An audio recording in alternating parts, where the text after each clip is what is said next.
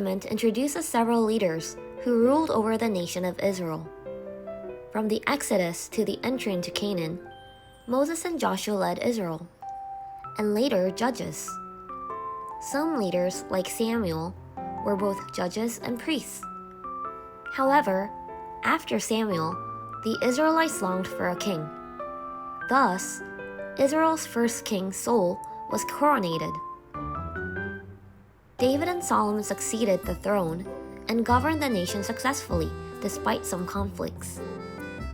When Solomon's son Rehoboam became king, Israel was divided into Israel in the north and Judah in the south.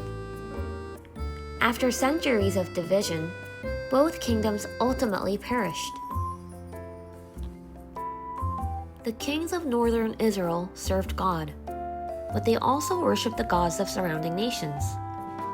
The Bible describes these kings as wicked kings. Finally, northern Israel experienced numerous rebellions and frequent changes of kings, and fell earlier than southern Judah.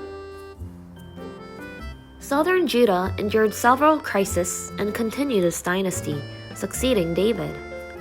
However, because of Queen Athaliah, daughter of Ahab and Jezebel of northern Israel, southern Judah faced a major crisis.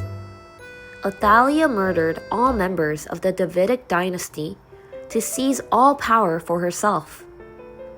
Fortunately, Prince Joash, then 1 year older, was hidden in the temple and grew up there for 6 years. In the 7th year that Athaliah had killed all the descendants of David in Judah, a priest named Jehoiada appeared. Jehoiada appeared, guarding Joash with King David's spear and shield from the temple, and said, "This man is a descendant of David." Then he put a crown on Joash, gave him the book of the law, and anointed him king. Joash became king at the age of 7 and ruled southern Judah from Jerusalem for 40 years.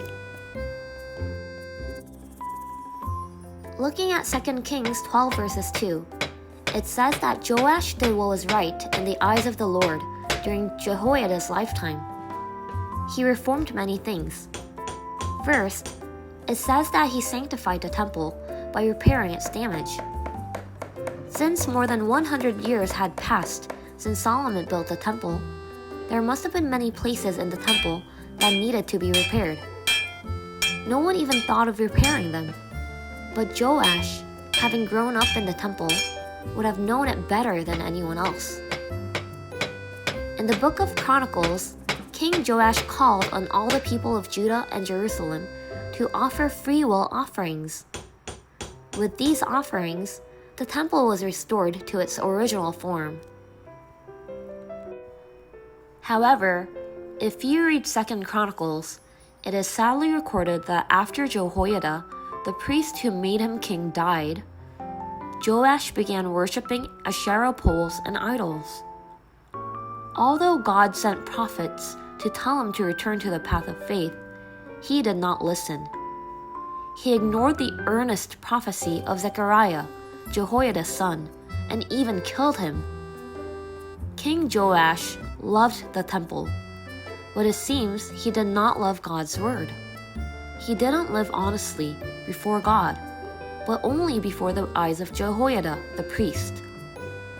Ultimately, Joash failed to reform the southern kingdom of Judah. When will we see a leader who fully follows God's words? It would be good to meet the various kings of Israel and reflect on what it means to rule a nation.